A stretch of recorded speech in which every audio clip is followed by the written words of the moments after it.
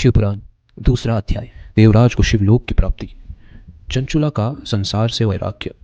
श्री शौनक जी ने कहा, आप धन्य है सूत जी, आप परमार्थ तत्व के ज्ञाता हैं। आपने हम पर कृपा करके हमें यह अद्भुत और दिव्य कथा सुनाई है।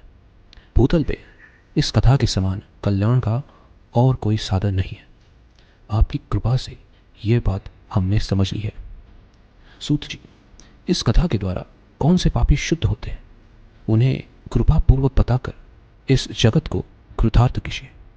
सूत जी बोले, मुने, जो मनुष्य पाप, दुराचार तथा काम, क्रोध, मद, लोभ में निरंतर डूबे रहते हैं, वो भी शिव पुराण पढ़ने अथवा सुनने से शुद्ध हो जाते हैं तथा उनके पापों का पूर्णतया नाश हो जाता है।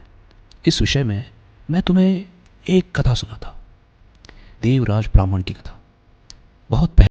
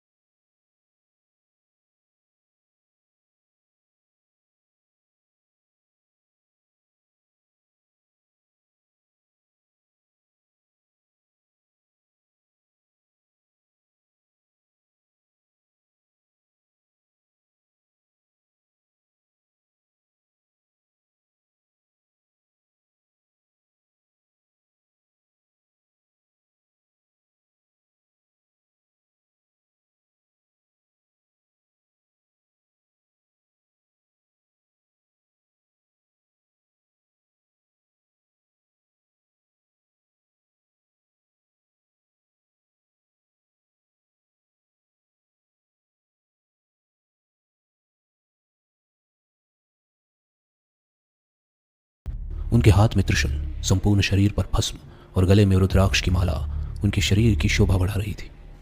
उन्होंने यमराज के दूतों को मार पीट कर देवराज को यमदूतों के चंगुल से छुड़ा लिया और वे उसे अपने अद्भुत विमान में बिठाकर जब कैलाश पर्वत पर ले जाने लगे तो यमपुरी में कोलाहल मच गया,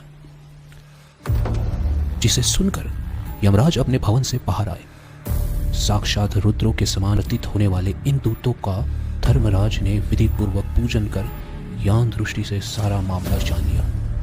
उन्होंने भय के कारण भगवान शिव के दूतों से कोई बात नहीं पूछी। तत्पश्चात शिवदूत देवराज को लेकर कैलाश चले गए और वहां पहुंचकर उन्होंने ब्राह्मण को करुणावतार भगवान शिव के हाथों में सौंप दिए। शौनक जी ने कहा, महाभाग सूत जी, आप सर्वज्ञ हैं। आपकी कृपा प्रसाद से मैं कृतार्थ हूं, इसलिए इस इतिहास को सुनकर मेरा मन आनंदित हो गया।